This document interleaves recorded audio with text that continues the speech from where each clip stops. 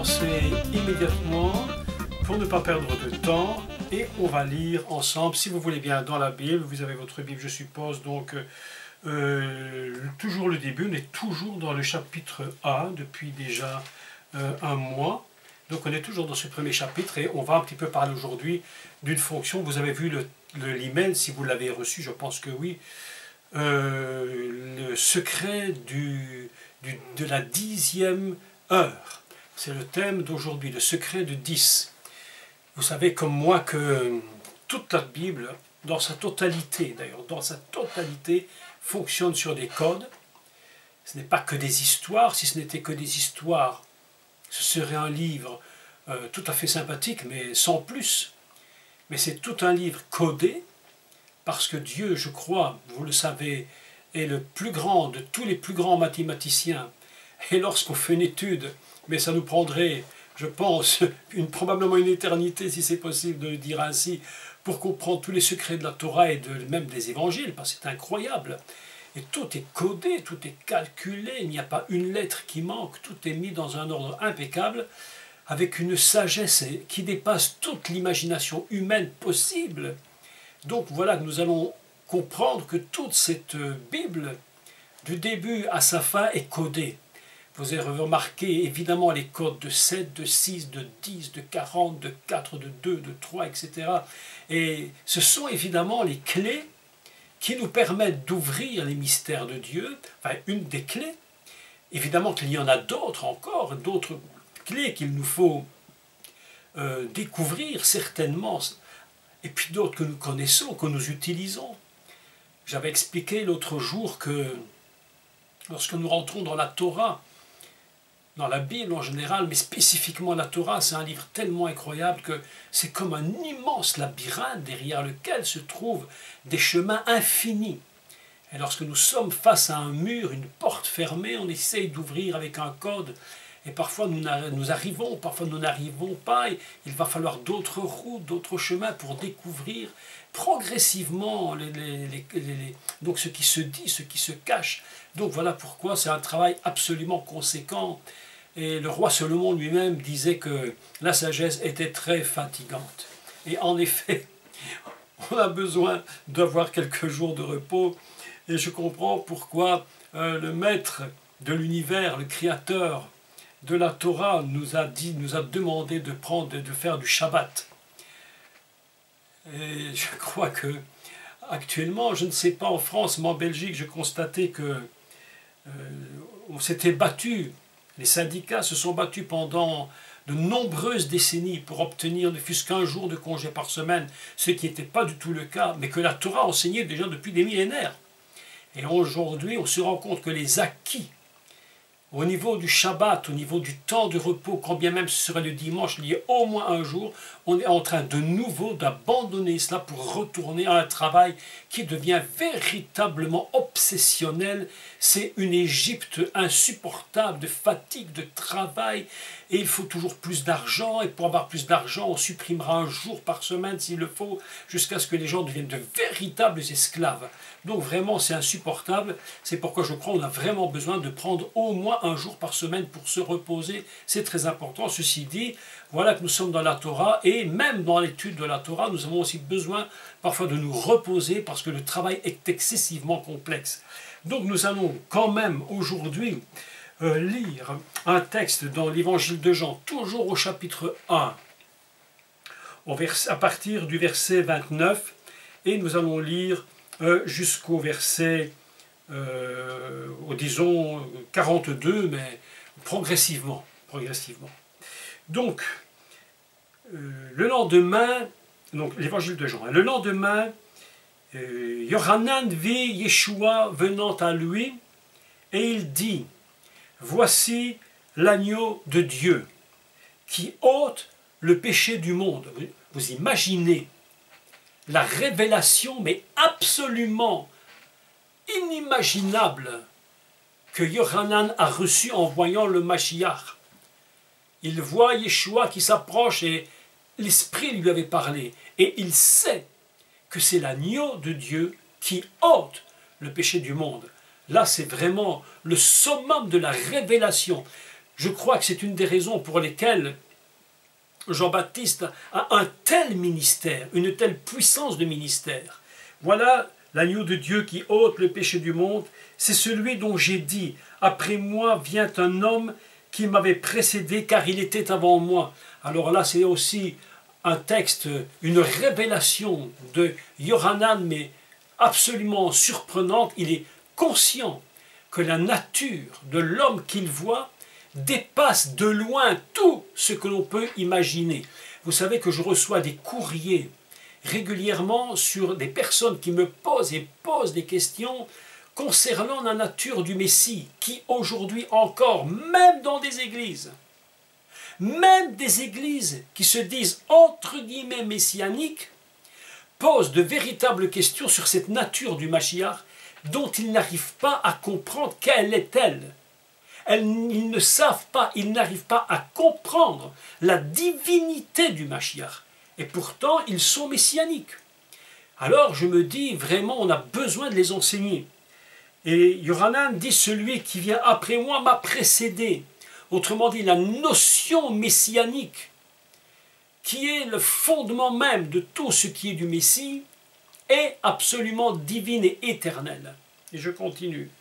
Je ne le connaissais pas, mais c'est afin qu'il soit manifesté à Israël que je suis venu baptiser d'eau. Vous vous rendez compte de ces textes. Jean rendit ce témoignage, j'ai vu l'Esprit descendre du ciel comme une colombe et s'arrêter sur lui. Nous en avions déjà parlé de cela. Je ne le connaissais pas, mais celui qui m'a envoyé baptiser d'eau m'a dit, celui sur qui tu verras l'Esprit descendre et s'arrêter. Intéressant comme mot, hein? Et s'arrêter. C'est celui qui baptise du Saint-Esprit. Vous voyez les différents niveaux.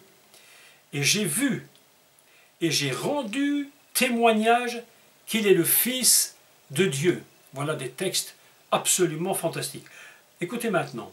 Le lendemain, Yohanan était encore là avec 2 de ses disciples. Et ayant regardé Yeshua qui passait, il dit, « Voici l'agneau de Dieu ». Les 2 disciples l'entendirent prononcer ces paroles et ils suivirent Yeshua, donc les 2 disciples de Yohanan. On voit donc que ceux qui sont les disciples de Yohanan, bientôt seront les disciples du Mashiach.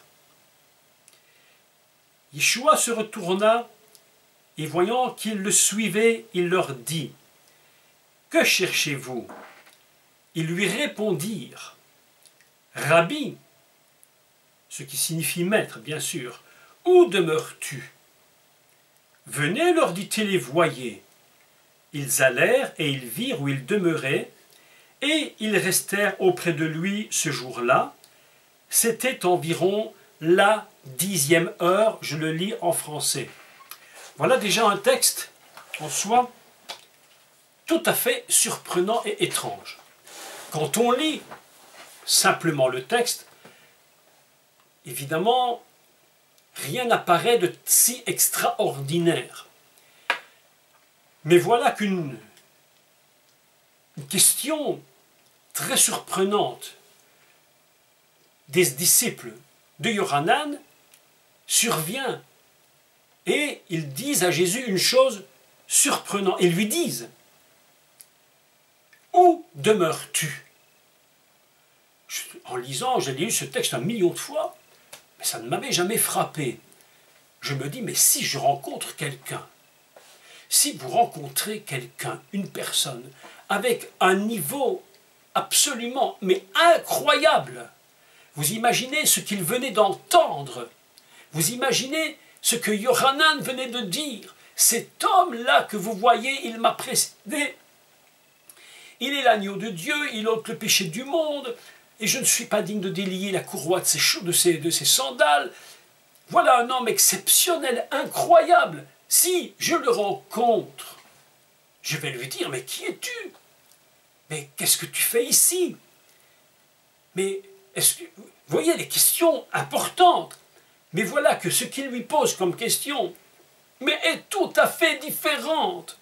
Et on se demande, mais comment une telle question peut être posée? On a l'impression qu'il ne s'occupe pas de ce qui est si important, alors qu'en réalité, il y a quelque chose qui se cache derrière la question. Mais où demeures-tu? Mais où demeures-tu? Quelle est ta demeure? Où est-elle, cette demeure? Je vous rappelle que ce récit ne se passe pas n'importe où en Israël. Ce récit se passe dans le nord, à côté de la mer de Galilée. Écoutez bien, ce que je fais ici, c'est un pur décodage. Purement une idée incroyable. Côté de la mer de Galilée, la mer d'en haut, l'eau d'en haut, qui géographiquement représente l'eau d'en haut. Vous avez remarqué que sur cette mer, qu'il se passe tant de choses, mais extraordinaires. Yeshua va marcher sur l'eau, il va faire la pêche miraculeuse, il y aura des choses impressionnantes qui vont se passer. C'est là que se trouve cet endroit. Et à cet endroit se trouve un lieu qui s'appelle donc en français Capernaum, mais qui a tout un sens pour Yeshua. Yeshua, en réalité, la fonction messianique, l'essence profonde du Messie, c'est de venir sur terre et de recommencer. Toute personne, et il y en a eu, mais des quantités incroyables, qui se sont dites être le Messie. Encore dernièrement, vous l'avez probablement appris qu'à Jérusalem, un monsieur s'est dit être le Messie. Moi, ce jour, on n'a jamais rien vu du Messie.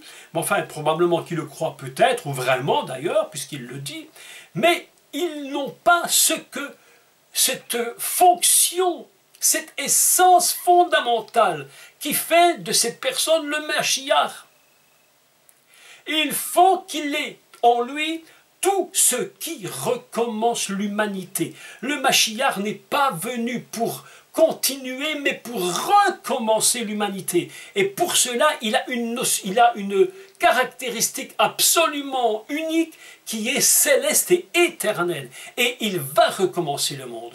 Et c'est pourquoi tout le récit se passe dans le haut d'Israël, géographiquement représentant l'eau d'en haut et la mer salée, qu'on appelle la mer morte, l'eau d'en bas.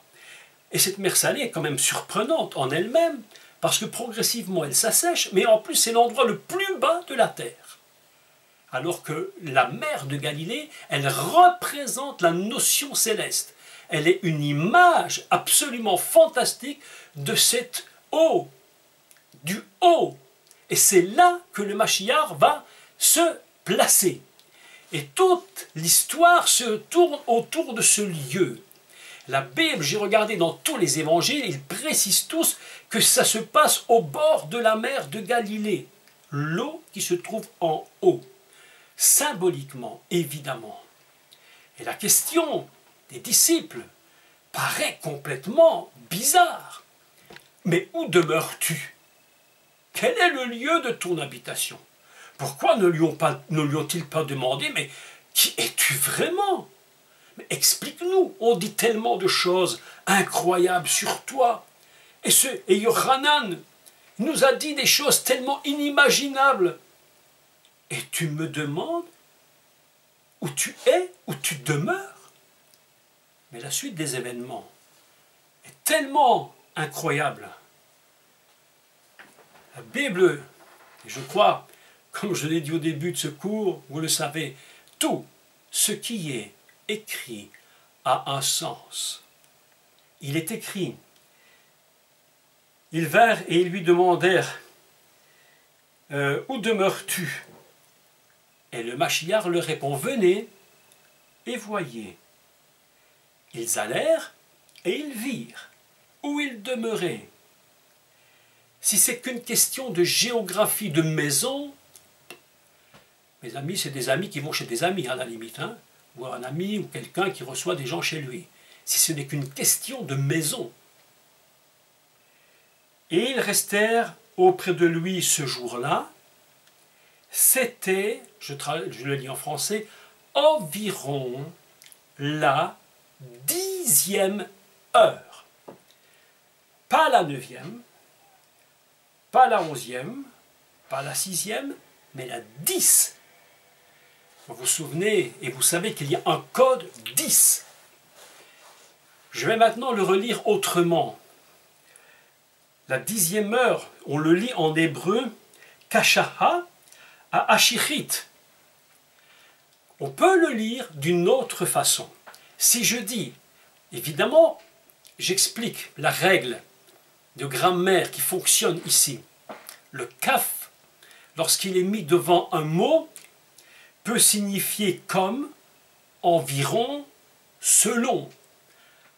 On avait déjà parlé de ça il y a un an ou deux, je ne sais plus, lorsqu'on parlait de Noach. Et on avait dit kotev. On avait la même structure avec le kaf en premier du mot, ce qui signifie comme la parole, qui ressemble, qui est comme cette parole. Nous avons la même forme grammaticale, kashaha. Le kaf est en premier.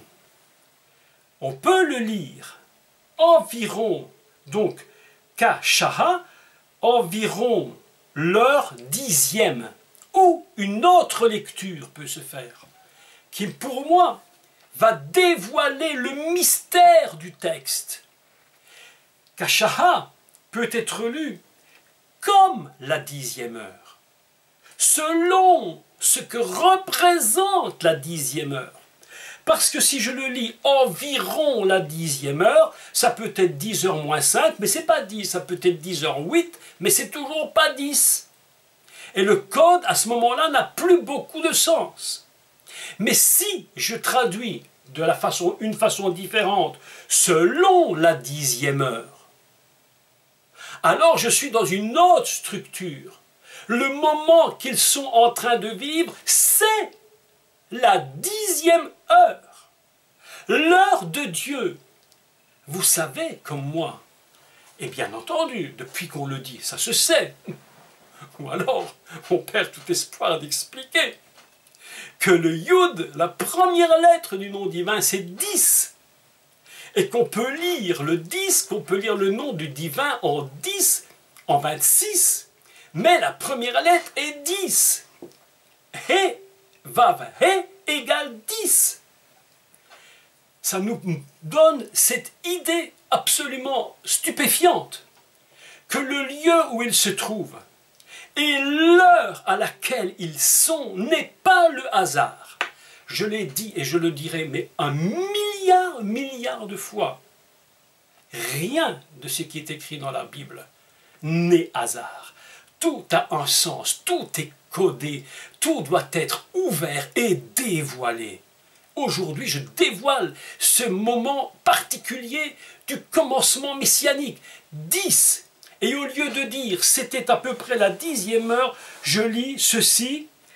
Alors, c'était selon la 10e heure. C'était comme la 10e heure. C'est-à-dire c'est l'heure où Dieu est en train de placer véritablement le commencement du fonctionnement messianique. Le Mashiach est, lui, Messie, et on le sait maintenant, parce qu'il fonctionne selon un commencement de l'univers. Lorsque les gens le voient, ils n'ont pas d'idée de cela.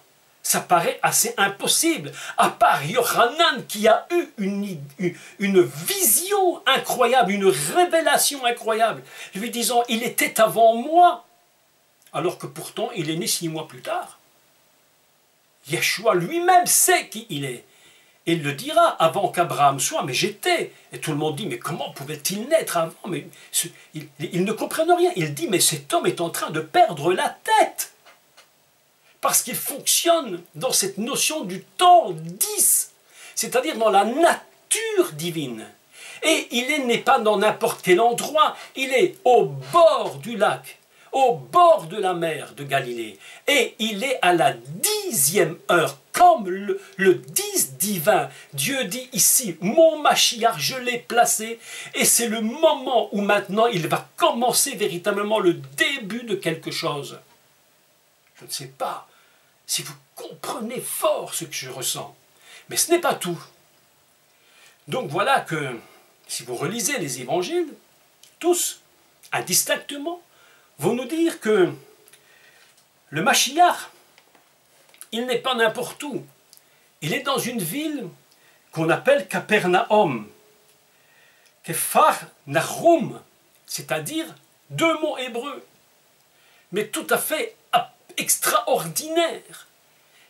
Vous imaginez que le Mashiach, pour commencer le commencement de toute chose, et pour installer le temps divin sur cette terre, parce qu'il faut l'installer sur cette terre, il va commencer non pas à Yerushalayim, ce n'est pas à Yerushalem qu'il va commencer. D'ailleurs, ce n'est même pas à Yerushalem qu'il va révéler lui-même qu'il est le Messie. C'est toujours dans le nord. Plus tard, la royauté se révélera à Yerushalem, mais pour l'instant, il est en train d'installer quelque chose de divin à côté de, j'allais dire, de cette mer de Galilée qui est si importante. Quand j'étais à Jérusalem, et je n'y étais qu'une fois, avec la grâce de Dieu, nous y retournerons bientôt.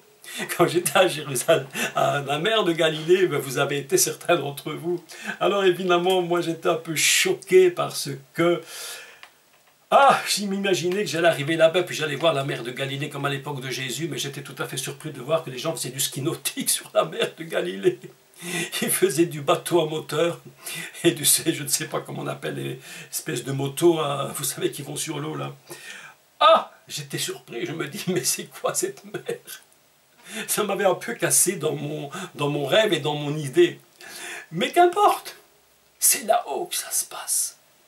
Cette mer, où le Mashiach va dominer même la mer, il marche sur l'eau. Vous comprenez pourquoi il est capable de marcher sur l'eau. Jésus, Yeshua, n'est pas un homme qui fait des tours de passe-passe. C'est pas un magicien, mais il contrôle l'eau d'en haut. Il la contrôle complètement. Il peut marcher dessus. Cette eau devient comme dure. Il fait ce qu'il veut avec cette eau. L'eau d'en haut. Et il va à Capernaum. C'est là qu'il va habiter. Capernaum, deux mots. Le premier, de la racine qui produit Kippour. Déjà pas rien. Vous savez que Kippour, le Yom Kippour, qui va produire Kaporet, qui va produire Kapi, qui va produire tous ces mots hébreux très importants qui parlent de couvrir.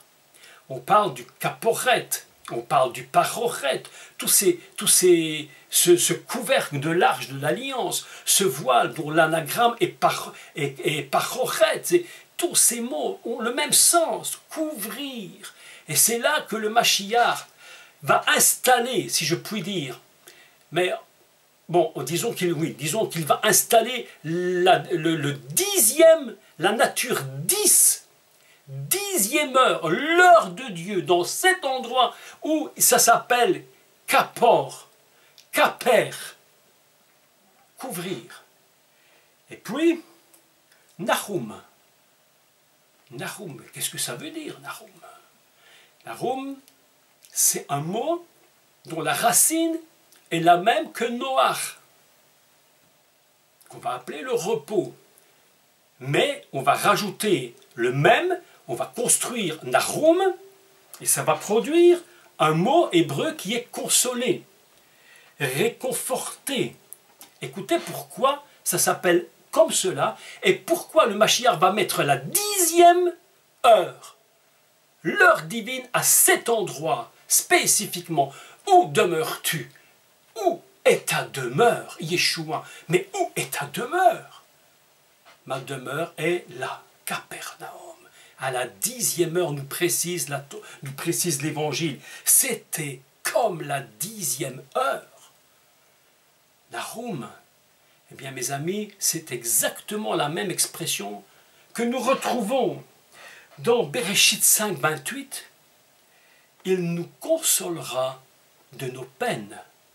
Il s'appelle Noach parce qu'il nous consolera de nos peines. Capernaum, si vous voulez, la ville qui court et qui console. Le but du Mashiach, c'est de recommencer, comme Noach avait recommencé le monde, mais en tant que Mashiach, il va recommencer là à la 10e heure, comme la 10e heure, selon la 10e heure.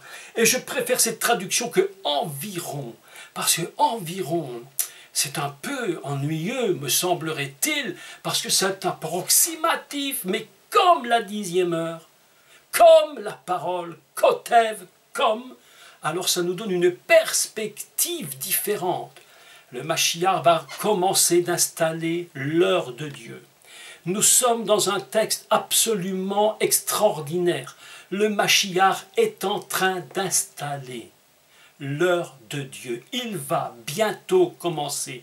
Il va bientôt paraître. Bientôt, encore quelque temps. Et il va se révéler lui-même à la Samaritaine qui va lui poser la question, mais est-ce que tu ne serais pas le Messie? Et il va lui dire, c'est moi qui te parle. C'était comme la 10e heure. Montre-nous où tu demeures. Eh bien, je demeure dans un endroit qui s'appelle consolation, réconfort. Je suis venu recommencer comme Noir pour consoler le peuple de ses peines. Mes amis, le lieu où le Mashiach commence n'est pas le hasard. L'heure qui est écrite n'est pas le hasard. Aucune heure dans la Bible, dans l'Évangile, n'est le hasard. Lorsqu'on nous parle de la parabole des ouvriers, c'était la 3e heure, la 6e heure, la 9e heure, la 11e heure. Lorsque Yeshua va à la croix, la 9e heure, la 3, et tous les chiffres nous révèlent les secrets du Messie lui-même. Le Messie, lui, c'est pas un homme, simplement un homme. Il y a quelque chose de différent, même s'il est totalement homme. Pour le salut de l'humanité, il possède en lui tous les secrets inimaginables, impensables de la Torah.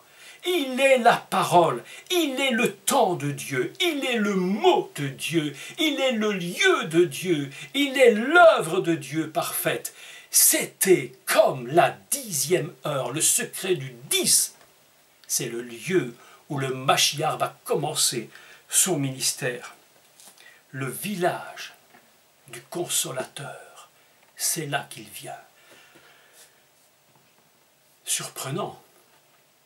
Je croyais d'autrefois que le Mashiach, lui, son lieu de prédilection, si je puis dire, c'était Yerushalem. Mais voilà qu'on apprend que son ministère commence partout sauf là. Il va vraiment installer ce début de ministère à côté de l'eau d'en haut, comme pour nous dire, tout ce qui va se fait de là-haut, et non pas d'en bas.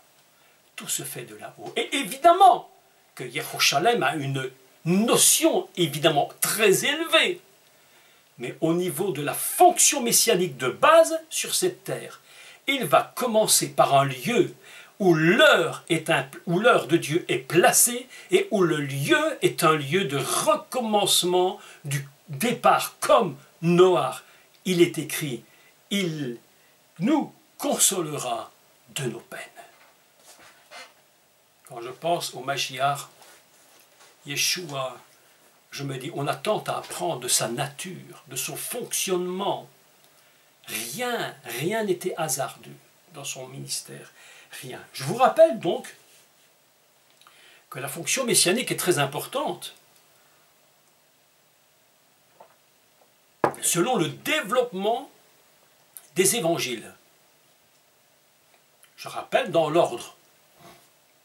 Le Mashiach est né de la Vierge Marie, ça on l'a dit, on a expliqué déjà longuement. Il va en Égypte et il ressort de l'Égypte. En ressortant de l'Égypte, il prend avec lui. Et ça, c'est ça le secret du Messie. Difficile pour certains de le comprendre, mais je crois que vous le comprenez avec moi. En revenant d'Égypte, il ressort le Mashiach avec le principe 400.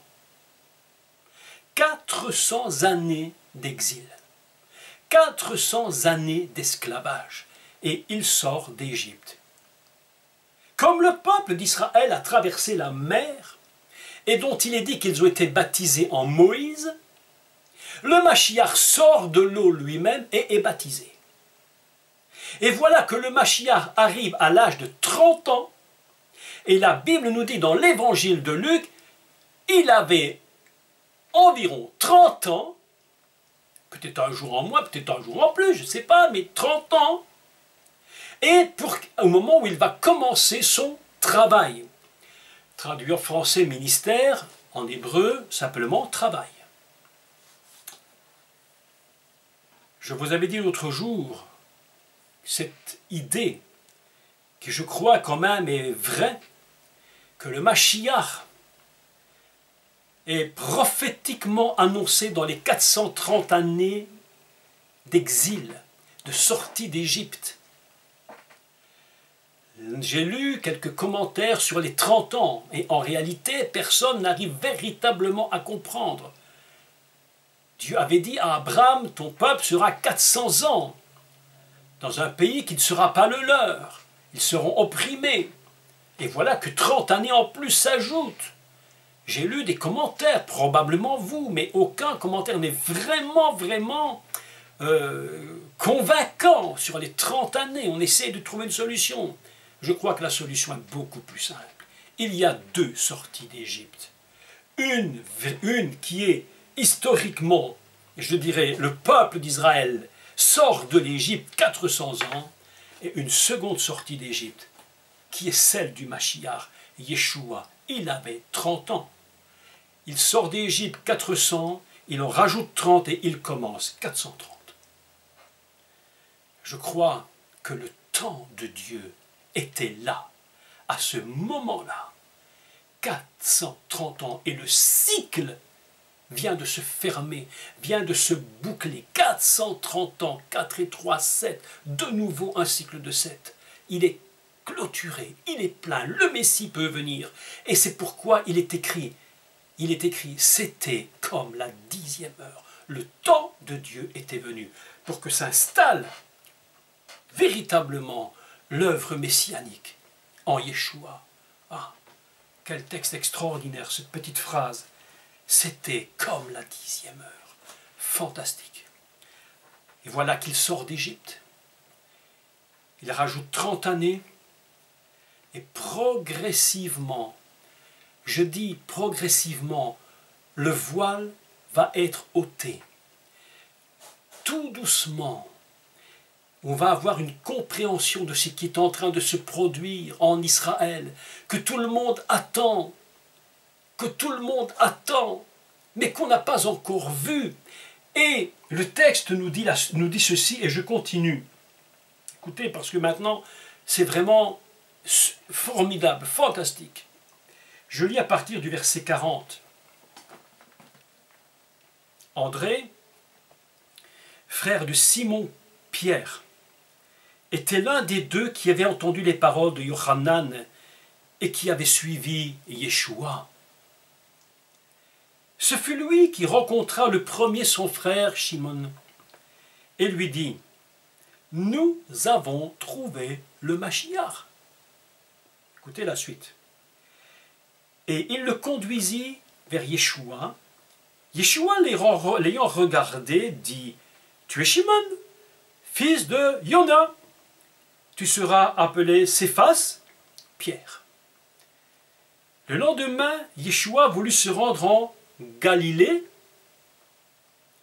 et il rencontra Philippe et lui dit « Suis-moi. » Philippe était de Bethsaïda, la ville d'André et de Pierre. Philippe rencontra Nathanaël et lui dit « Nous avons trouvé celui, écoutez maintenant le texte, nous avons trouvé celui de qui Moshe a écrit dans la Torah. » Quelle révélation!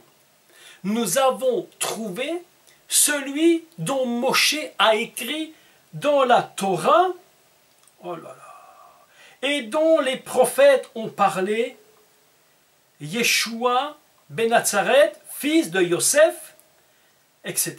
Et je arrête la lecture ici. Voilà un texte formidable.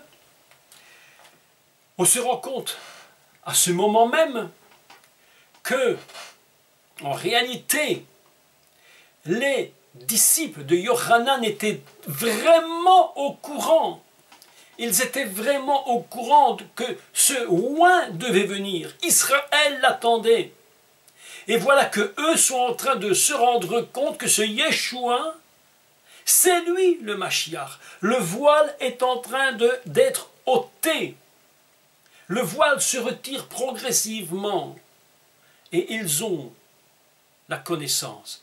Nous avons rencontré celui dont Moshe a parlé dans la Torah. Et où en a-t-il parlé? Eh bien dans le dernier livre Devarim, ce qu'on appelle Deutéronome. Devarim, les paroles. Les paroles. Devarim. C'est là que se révèle cette phrase. Chapitre 18, verset 15, et lisons-le. Chapitre 18, verset 15.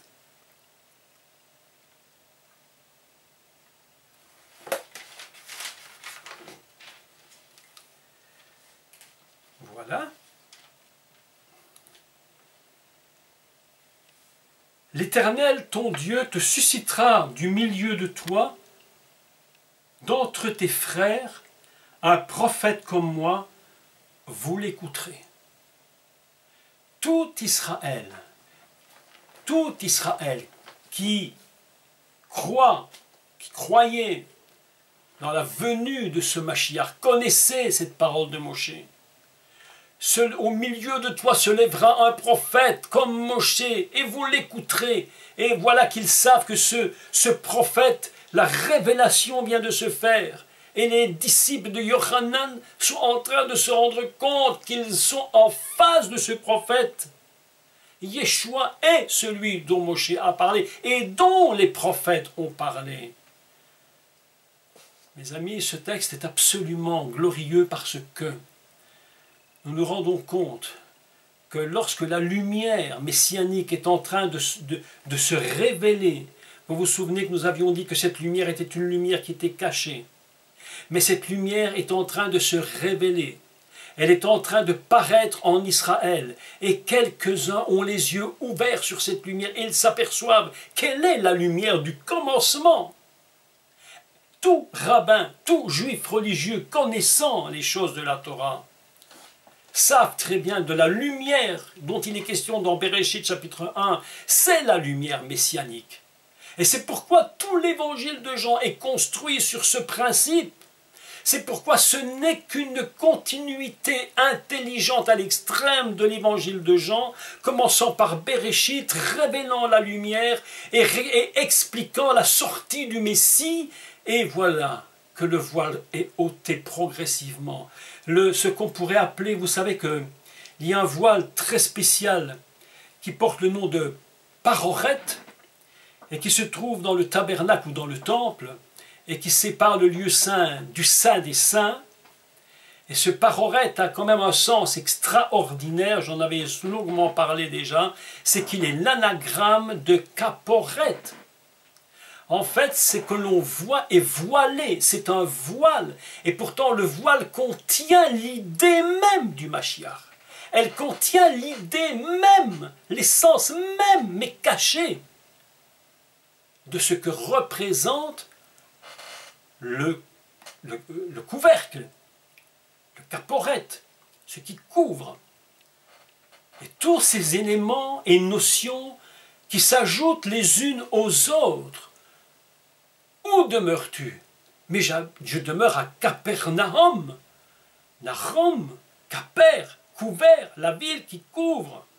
Mes amis, toutes ces notions s'ajoutant les unes dans les autres sont en train de retirer un voile légèrement. Il s'envoie, on commence à distinguer quelque chose de lui. Les disciples de Yochanan commencent à voir. Tout le monde ne le voit pas, mais eux, ils comprennent, ils voient. Et à partir de là, va se remettre tout en place, tout le système qui va suivre. Chapitre 2, les noces de Cana, dont nous allons parler dès la semaine prochaine, pendant quelque temps. Le Mashiach, et nous devons toujours nous le rappeler et le dire, il n'est que Messie, enfin il n'est pas que Messie, il est Messie entre autres, parce qu'il est un être venu pour recommencer l'histoire. Et c'est pourquoi l'apôtre Paul avait compris ce principe messianique, et il va déclarer que toutes choses anciennes sont passées et tout recommence à nouveau. La fonction messianique, c'est de recommencer à nouveau. Et c'est pourquoi il va prendre en lui tout ce qui est de la force messianique qui avait été annoncée à travers Noach. Il va en même temps prendre la force de Yosef, la force de Moshe, il va prendre la force, si je puis m'exprimer ainsi, de David, et toutes ces différences de force et dimensions de la Torah, s'ajoutant les unes aux autres, produisent ce qui est le Mashiach lui-même. Il arrive en Israël, 30 ans sont passés, il commence à installer maintenant le 10e jour, comme le jour de Dieu lui-même, où il dit « Je vais consoler mon peuple ». Et c'est pourquoi il est écrit, et Jean l'avait dit, « Je suis celui dont il est dit, consolez, consolez mon peuple, parlez au cœur de Jérusalem ». C'est maintenant, il faut que le Mashiach rentre dans cette dimension-là.